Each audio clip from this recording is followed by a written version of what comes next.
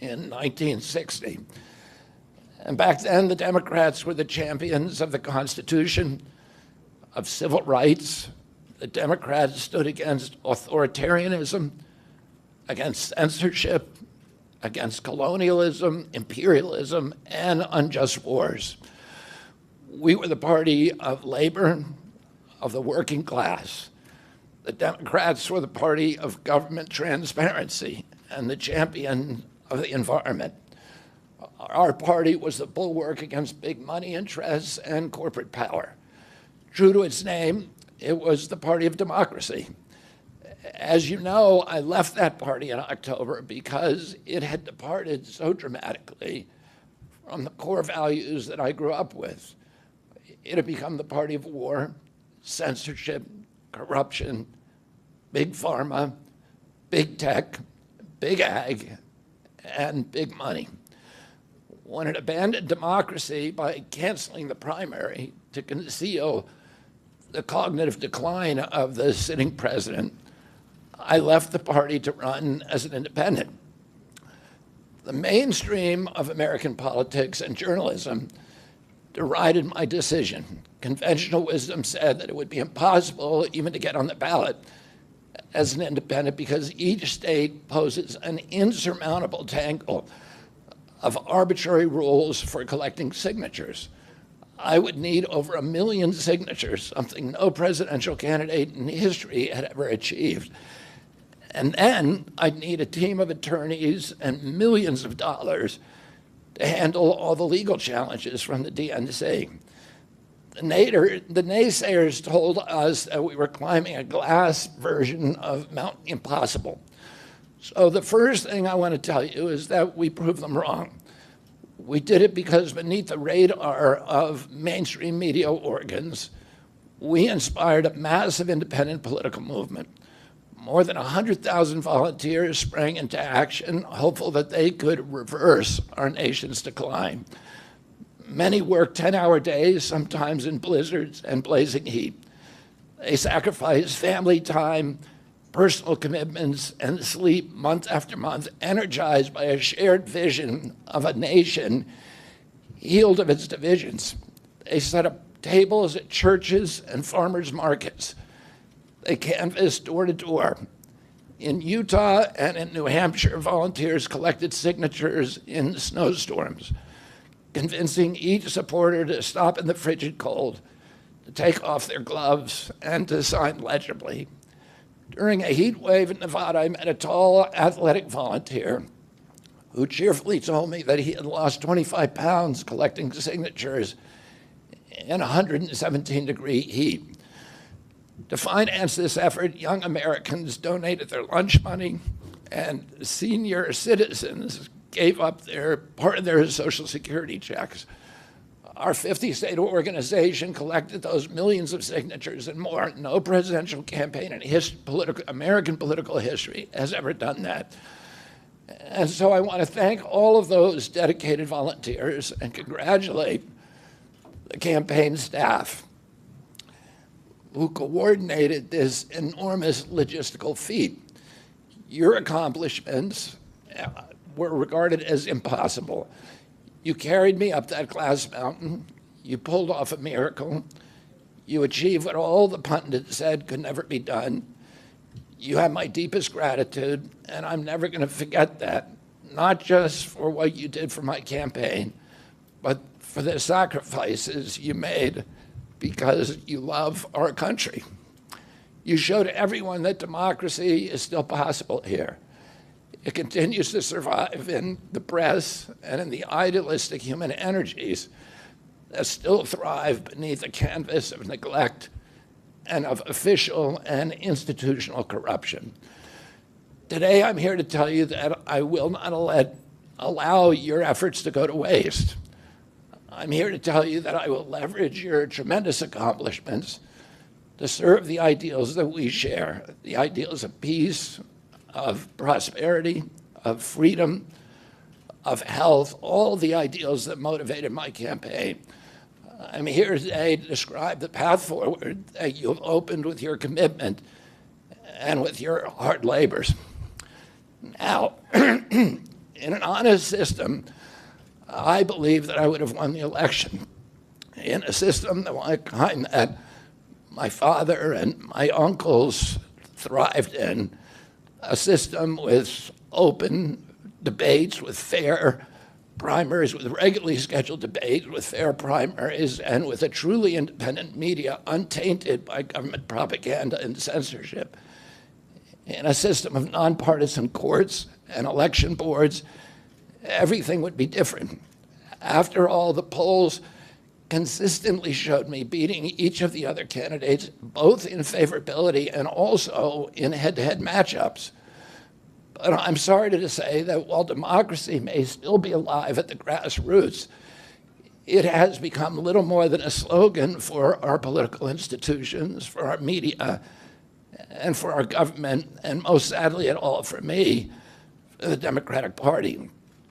In the name of saving democracy, the Democratic Party set itself to dismantling it, lacking confidence in its candidate, that its candidate could win in a fair election at the voting booth. The DNC waged continual legal warfare against both President Trump and myself. Each time that our volunteers turned in those towering boxes of signatures needed to get on the ballot, the DNC dragged us into court, state after state, attempting to erase their work and to subvert the will of the voters who had signed those petitions. It deployed DNC-aligned judges to throw me and other candidates off the ballot and to throw President Trump in jail. It ran a sham primary that was rigged to prevent any serious challenge to President Biden. Then, when a predictably bungled debate performance precipitated the palace coup against President Biden, the same shadowy DNC operatives appointed his successor, also without an election. They installed a candidate who was so unpopular with voters that she dropped out in 2020 without winning a single delegate. My uncle and my father both relished debate. They prided themselves on their capacity to go toe-to-toe with any opponent in the battle over ideas. They would be astonished to learn of a Democratic Party presidential nominee who, like Vice President Harris, has not appeared in a single interview or an unscripted encounter with voters for 35 days. This is profoundly undemocratic. How are people to choose when they don't know whom they are choosing? And how can this look to the rest of the world? My father and my uncle were always conscious of America's image abroad because of our nation's role as the template for democracy, the role model for democratic processes, and the leader of the free world. Instead of showing us her substance and character, the DNC and its media organs engineered a surge of popularity for Vice President Harris based upon, well, nothing.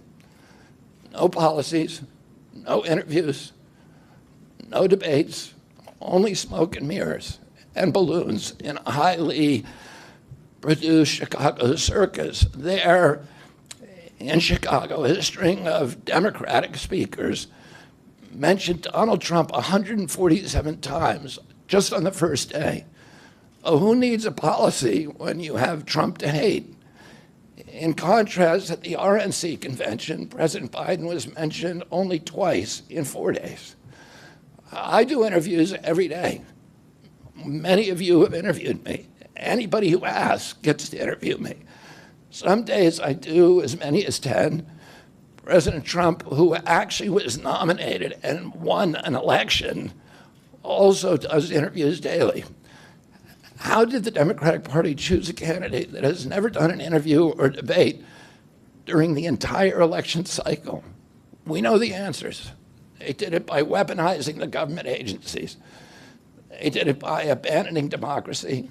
They did it by suing the opposition and by disenfranchising American voters. What most alarms me isn't how the Democratic Party conducts its internal affairs or runs its candidates. What alarms me is the resort to censorship and media control, and the weaponization of the federal agencies.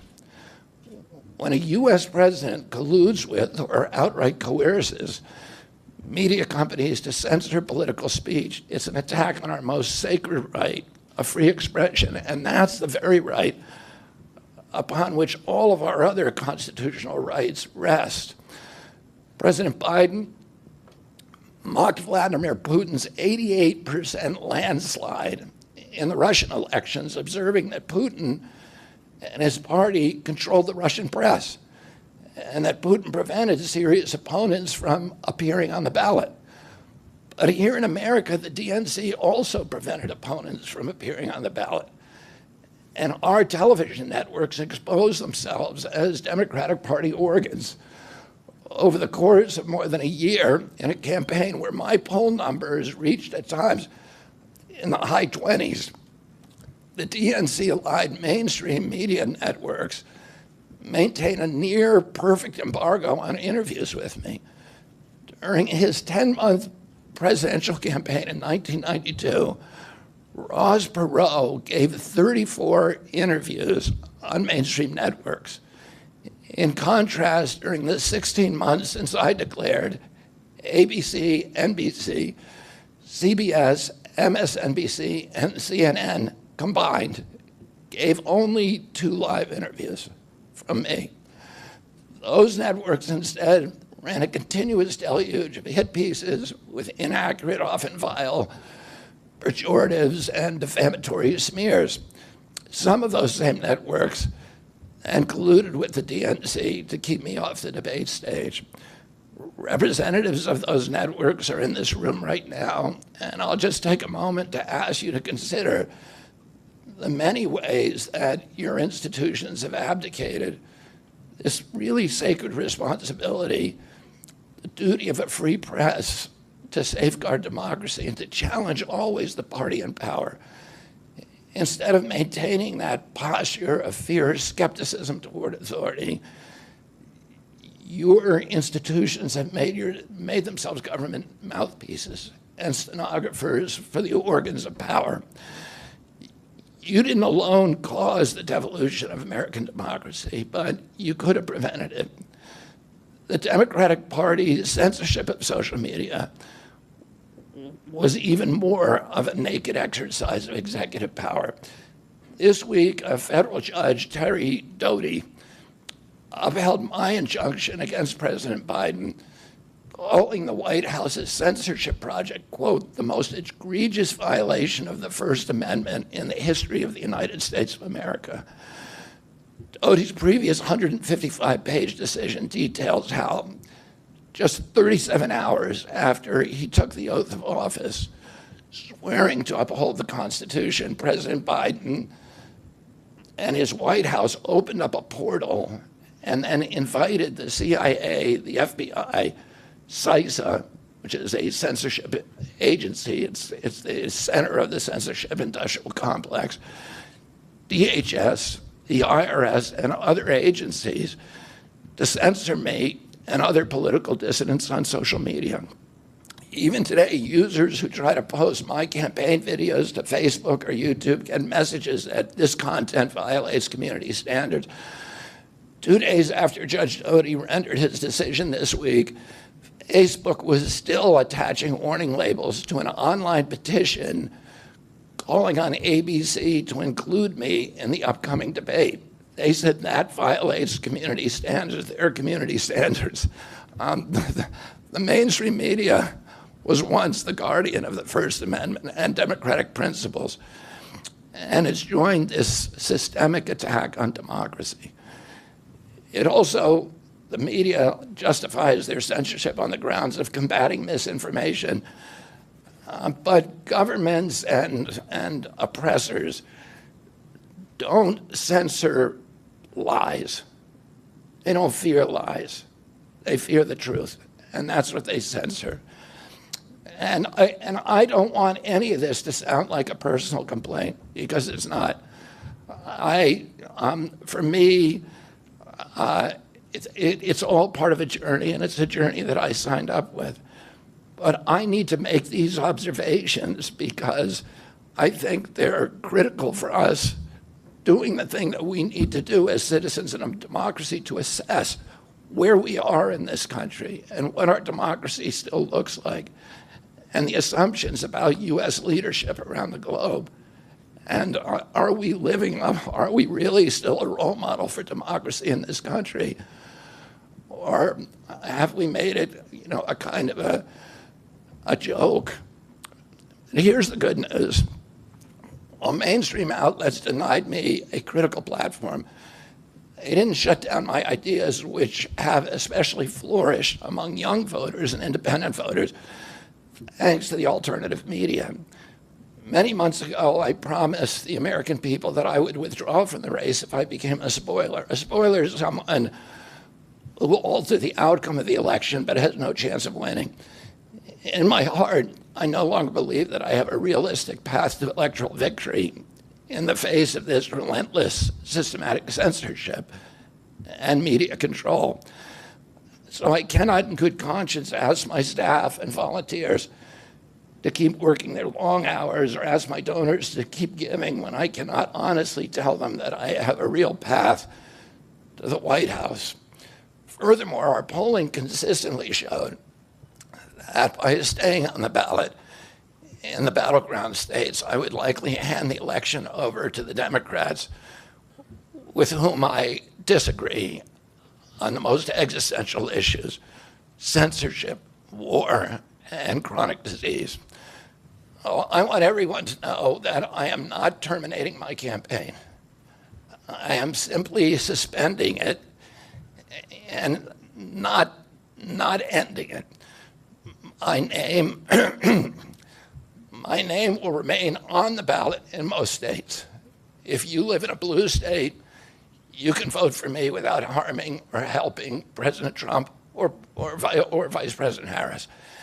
Candidates win 270 votes, which is quite possible. In fact, today our polling shows them tying at 269 to 269. And I could conceivably still end up in the White House in a contingent election. But in about 10 battleground states where my presence would be a spoiler, I'm going to remove my name.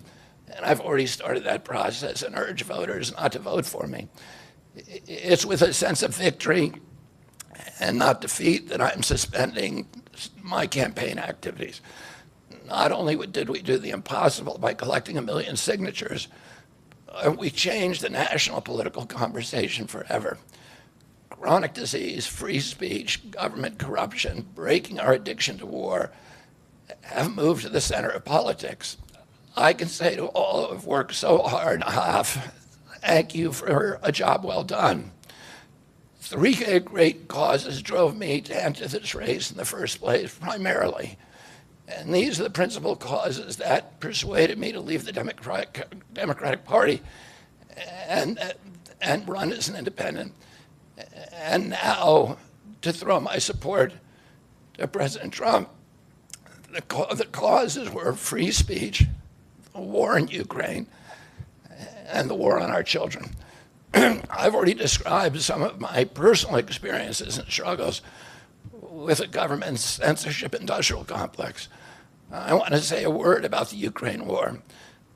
The military industrial complex has provided us with a familiar comic book justification, like they do on every war, that this one is a noble effort to stop a supervillain, Vladimir Putin, from invading the Ukraine and then to thwart his Hitler-like march across Europe.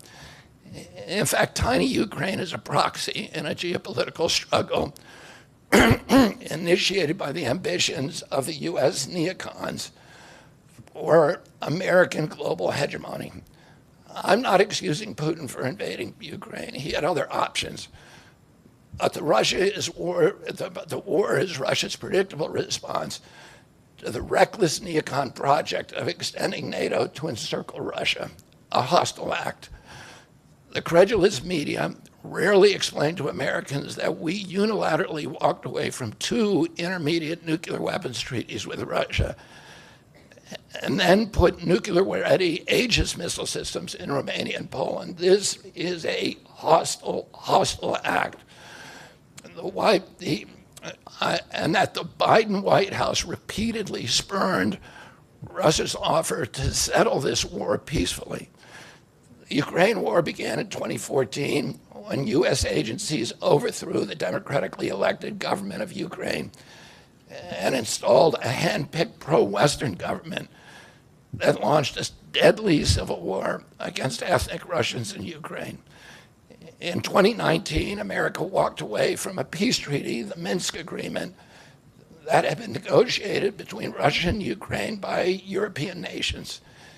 And then in April of 2022, we wanted the war.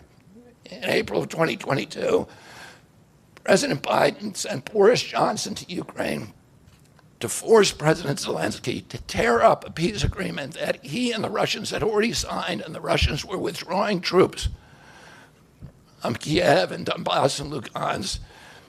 And that peace agreement would have brought peace to the region and would have allowed Donbass and Lugansk to remain part of Ukraine. President Biden stated that month that his objective in the war was regime change in Russia. His Defense Secretary, Lloyd Austin, simultaneously explained that America's purpose in the war was to exhaust the Russian army, to degrade its capacity to fight anywhere else in the world. These objectives, of course, have nothing to do with what they were telling Americans about protecting Ukraine's sovereignty. Ukraine is a victim in this war, and it's a victim of the West. Since then, of Russia and both Russia and the West. Since then, we have, since tearing up that agreement, forcing Zelensky to tear up the agreement, we've squandered the flower of Ukrainian youth, as many as 600,000 Ukrainian kids and over 100,000 Russian kids, all of whom we should be mourning, have died, and the Ukraine's infrastructure is destroyed. The war has been a disaster for our country as well. We squandered nearly $200 billion already, and these are badly needed dollars in our communities, suffering communities all over our country. The Nord Stream pipeline sabotage and the sanctions have destroyed Europe's industrial base, which formed the bulwark of U.S. national security. A strong Germany with a strong industry is a much, much stronger deterrent to Russia, and a Germany that is deindustrialized and turned into just an extension of U.S. military base. We've pushed Russia into a disastrous alliance with China and Iran. We're closer to the brink of nuclear exchange than at any time since 1962. And the neocons in the White House don't seem to care at all. Our moral authority and our economy are in shambles. And the war gave rise to the emergence of BRICS, which now threatens to replace the dollar as the global reserve currency. This is a first-class calamity for our country. Judging by her bellicose, belligerent speech last night in Chicago, we can assume that President Harris will be an enthusiastic advocate for this and other neocon military adventures. And President Trump says that he will reopen negotiations with President Putin and end the war overnight as soon as he becomes president. This alone would justify my support for his campaign. Last summer, it looked like no candidate was willing to negotiate a quick end to the Ukraine war, to tackle chronic disease epidemic, to protect free speech, our constitutional freedoms, to clean corporate influence out of our government, or to defy the neocons and their agenda of endless military adventurism. But now one of the two candidates has adopted these issues as his own, to the point where he has asked to enlist me in his administration. I'm speaking, of course, of Donald Trump. Less than 2 hours after President Trump narrowly escaped assassination, Callie Means called me on my cell phone. I was then in Las Vegas. Callie is arguably the leading advocate for food safety, for soil regeneration, and for ending the chronic disease epidemic that is destroying America's health and ruining our economy. Callie has exposed the insidious corruption at the FDA, the NIH, the HHS, and the USDA that has caused the epidemic. Callie had been working on and off for my campaign, advising me on those subjects since the beginning. And those subjects have been my primary focus for the last 20 years. I was delighted when Callie told me that day that he had also been advising President Trump. He told me President Trump was anxious to talk to me about chronic disease and other subjects, and to explore avenues of cooperation. He asked if I would take a call from the president. President Trump telephoned me a few minutes later, and I met with him the following day. A few weeks later, I met again with President Trump and his family members and closest advisors in Florida. In a series of long, intense discussions, I was surprised to discover that we are aligned on many key issues. In those meetings, he suggested that we join forces as a unity party. We talked about Abraham Lincoln's team of rivals. That arrangement would allow us to disagree publicly and privately, and fiercely if need be, on issues over which we differ, while working together on the existential issues upon which we are in concordance. I was a ferocious critic of many of the policies during his first administration, and there are still issues and approaches upon which we continue to have very serious differences. But we are aligned with each other on other key issues, like ending the forever wars, ending the childhood disease epidemics, securing the border, protecting freedom of speech, unraveling the corporate capture of our regulatory agencies, getting the U.S. intelligence agencies out of the business of propagandizing and censoring and surveilling Americans and interfering with our elections.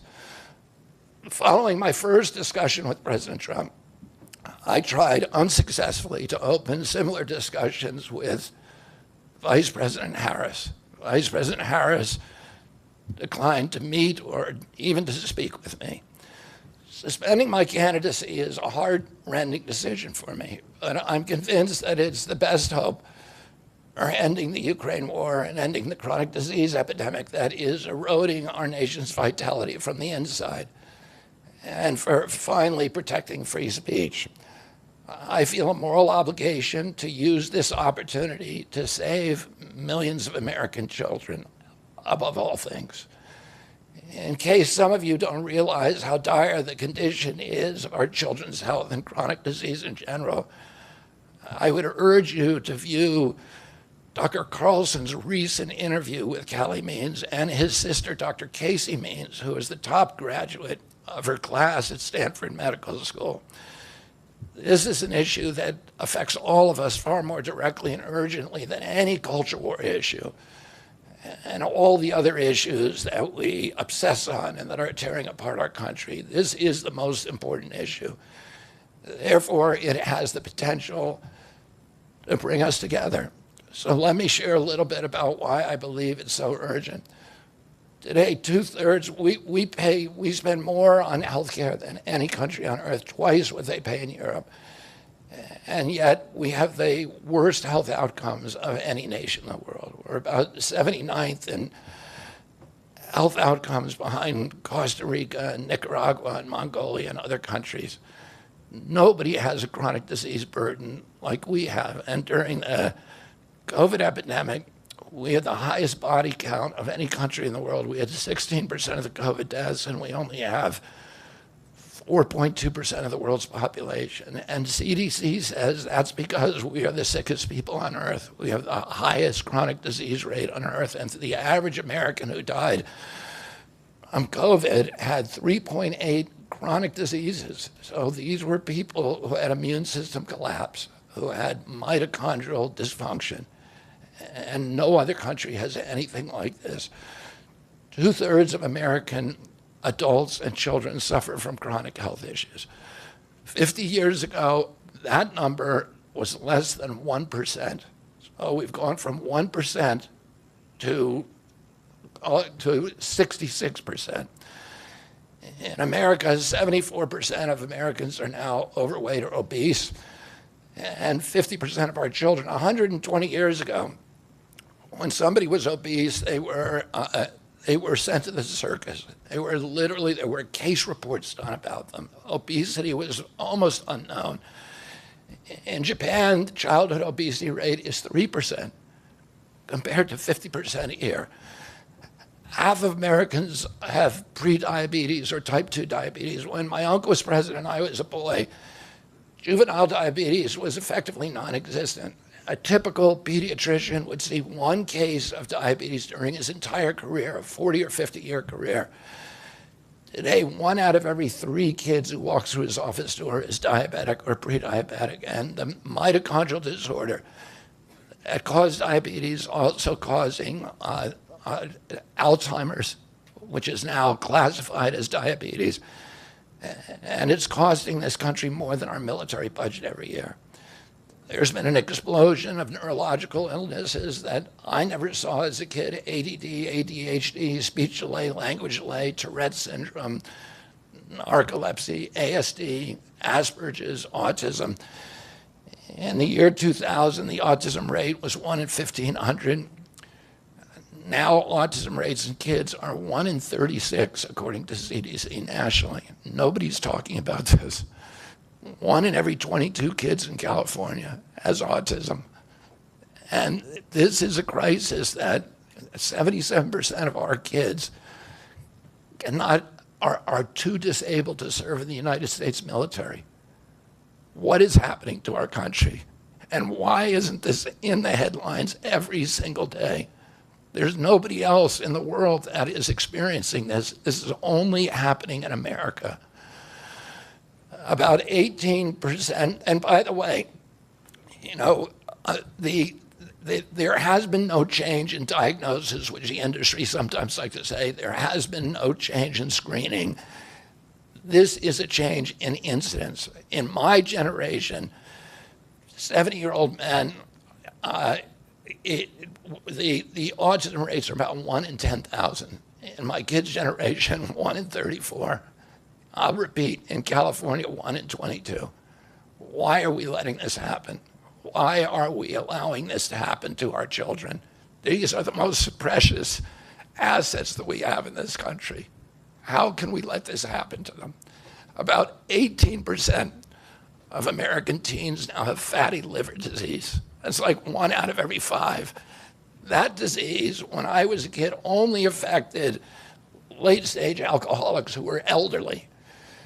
Cancer rates are skyrocketing in the young and the old. Young adult cancers are up 79%.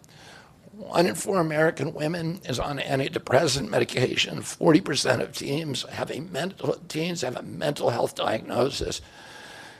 And 15% of high schoolers are on Adderall, and 500,000 children on SSRIs. So what's causing this suffering? I'll name 2 culprits. First, and the worst, is ultra-processed food. About 70% of American children's diet is ultra-processed. That means industrial manufactured in a factory. These foods consist primarily of processed sugar, ultra-processed grains, and seed oils. Laboratory scientists many of whom formerly worked for the cigarette industry, which purchased all the big food companies in the 1970s and 80s, deployed thousands of scientists to figure out new chemicals to make the food more addictive. And these ingredients didn't exist 100 years ago. Humans aren't biologically adapted to eat them. Hundreds of these chemicals are now banned in Europe, but ubiquitous in American processed foods. The second culprit is toxic chemicals in our food, our medicine, and our environment. Pesticides, food additives, pharmaceutical drugs, and toxic waste permeate every cell of our bodies. The assault on our children's cells and hormones is unrelenting. To name just one problem, many of these chemicals increase estrogen. because young children are ingesting so many of these hormone disruptors. America's puberty rate is now occurring at age 10 to 13, which is 6 years earlier than girls were reaching puberty in 1900. Our country has the earliest puberty rates of any continent on the earth. And no, this isn't because of better nutrition. This is not normal. Breast cancer is also estrogen driven, and it now strikes 1 in 8 women. We are mass poisoning all of our children and our adults. Considering the grievous human cost of this tragic epidemic of chronic disease, it seems almost crass to mention the damage it does to our economy. But I'll say, it is crippling the nation's finances. When my uncle was president, our country spent $0 on chronic disease. Today, government health care spending is almost all for chronic disease. And it's double the military budget. And it is the fastest growing budget item in the federal budget. And chronic disease costs more to the economy as a whole, costs at least $4 trillion, 5 times our military budget. And that's a 20% drag on everything we do and everything we aspire to. Poor and minority communities suffer disproportionately. People who worry about DEI or about bigotry of any kind, this dwarfs anything. We are poisoning the poor. We are systematically poisoning minorities across this country. Industry lobbyists have made sure that most of the food stamp lunch program, about 70% of food stamps and about 70 or 77% of school lunches are processed foods. There's no vegetables. There's nothing that you would want to eat. We are just poisoning the poor citizens, and that's why they have the highest chronic disease burden of anybody, any demographic in our country, and the highest in the world. The same food industry lobbied to make sure that nearly all agricultural subsidies go to commodity crops that are the feedstock of processed food industry. These policies are destroying small farms, and they're destroying our soils.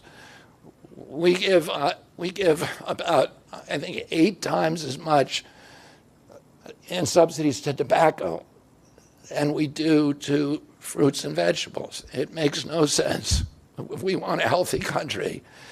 The good news is that we can change all this. We can change it very, very quickly. America can get healthy again. To do that, we need to do 3 things. First, we need to root out the corruption in our health agencies. Second, we need to change incentives in our healthcare system. And third, we need to inspire Americans to get healthy again. 80% of NIH grants go to people who have conflicts of interest. These are the people, virtually everybody who sits, Joe Biden just appointed a new panel to NIH to decide the food recommendations. And they're all people who are from the industry. They're all people who are from the processed food companies. They're deciding what Americans, here is healthy. And the recommendations on the food pyramid and what goes to our school lunch programs, what go to the program, the Swiss program, the food stamp programs. They're all corrupted and conflicted individuals. These agencies, the FDA, USDA, and CDC, all of them are controlled by giant for-profit corporations. 75% of the FDA's funding doesn't come from taxpayer, it comes from pharma. And pharma executives and consultants and lobbyists cycle in and out of these agencies. With President Trump's backing, I'm going to change that. We're going to staff these agencies with honest scientists and doctors who are free from industry funding. We're going to make sure the decisions of consumers, doctors, and patients are informed by unbiased science. A sick child is the best thing for the pharmaceutical industry. When American children or adults get sick with a chronic condition, they're put on medication for their entire life. Imagine what will happen when Medicare starts paying for Ozempic, which costs $1,500 a month, and it's being recommended for children as young as 6, all for a condition, obesity, that is completely preventable and barely even existed 100 years ago. And 74% of Americans are obese. The cost, if all of them took their Ozempic prescription, is $3 trillion a year. This is a drug that is made by Novo Nordisk, the biggest company in Europe. It's a Danish company, and the Danish government does not recommend it. It recommends change in diet to treat obesity and exercise. And in our country, the recommendation now is for Ozempic to children at age 6. Novo Nordisk, the biggest company in Europe, and virtually its entire value is based upon its projections of what it's going to sell, of the Ozempic it's going to sell to America. And we have the food lobbyists have a bill in front of Congress today that is backed by the White House, backed by Vice President Harris and President Biden, to allow this to happen. This $3 trillion cost that is going to bankrupt our country. For a fraction of that amount, we could buy organic food for every American family, 3 meals a day, and eliminate diabetes altogether. We're going to bring healthy food back to school lunches. We're going to stop subsidizing the worst foods with our agricultural subsidies. We're going to get toxic chemicals out of our food. We're going to reform the entire food system. And for that, we need new leadership in Washington. Because unfortunately, both the Democrats and the Republican parties are in cahoots with the big food producers, Big Pharma and Big Ag, which are among the DNC's major donors. Vice President Harris has expressed no interest in addressing this issue. 4 more years of Democratic rule will complete the consolidation of corporate and neocon power, and our children will be the ones who suffer most. I got involved with chronic disease 20 years ago, not because I chose to or wanted to. It was essentially thrust upon me. It was an issue that should have been central to the environmental movement. I was a central leader at that time, but it was widely ignored by all the institutions, including the NGOs, who should have been protecting our kids against toxins. It was an orphaned issue, and I had a weakness for orphans. I watched generations of children get sicker and sicker. I had 11 siblings, and I had 7 kids myself. I was conscious of what was happening in their classrooms and to their friends, and I watched these sick kids, these damaged kids. In that generation, almost all of them are damaged. And nobody in power seemed to care or to even notice. For 19 years, I prayed every morning that God would put me in a position to end this calamity. The chronic disease crisis was one of the primary reasons for my running for president, along with ending censorship in the Ukraine war. It's the reason I've made the heart-wrenching decision to suspend my campaign and to support President Trump. This decision is agonizing for me because of the difficulties it causes my wife and my children and my friends. But I have the certainty that this is what I've meant to do. And that certainty gives me internal peace, even in storms. If I'm given the chance to fix the chronic disease crisis and reform our food production, I promise that within 2 years, we will watch chronic disease burden lift dramatically. We will make Americans healthy again. Within 4 years, America will be a healthy country. We will be stronger, more resilient, more optimistic, and happier. I won't fail in doing this. Ultimately, the future, however it happens, is in God's hands and in the hands of the American voters and those of President Trump. If President Trump is elected and honors his word, the vast burden of chronic disease that now demoralizes and bankrupts the country will disappear. This is a spiritual journey for me. I reached my decision through deep prayer, through hard-nosed logic, and I asked myself, what choices must I make to maximize my chances to save America's children and restore national health? I felt that if I refused this opportunity, I would not be able to look myself in the mirror, knowing that I could have saved lives of countless children and reversed this country's chronic disease epidemic. I'm 70 years old. I may have a decade to be effective. I can't imagine that President Harris would allow me or anyone to solve these dire problems. After 8 years of President Harris, any opportunity for me to fix the problem will be out of my reach forever. President Trump has told me that he wants this to be his legacy. I'm choosing to believe that this time he will follow through. His son, his biggest donors, his closest friends, and all support this objective. My joining the Trump campaign will be a difficult sacrifice for my wife and children, but worthwhile if there's even a small chance of saving these kids. Ultimately, the only thing that will save our country and our children is if we choose to love our kids more than we hate each other. That's why I launched my campaign to unify America. My dad and uncle made such an enduring mark on the character of our nation, not so much because of any particular policies that they promoted, but because they were able to inspire profound love for our country and to fortify our sense of ourselves as a national community held together by ideals. They were able to put their love into the intentions and hearts of ordinary Americans and to unify a national populist movement of Americans, blacks and whites, Hispanics, urban and rural Americans.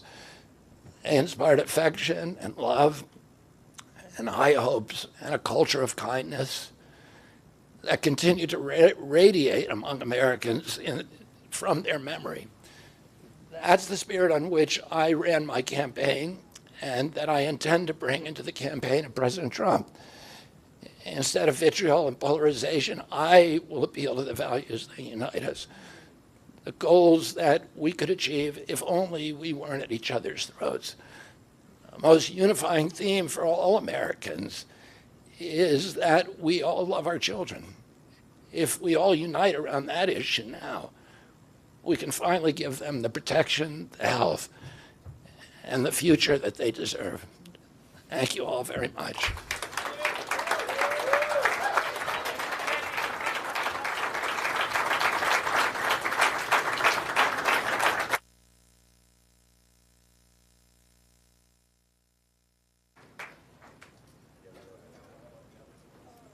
Thank you, everybody, for attending. This concludes our program for the day.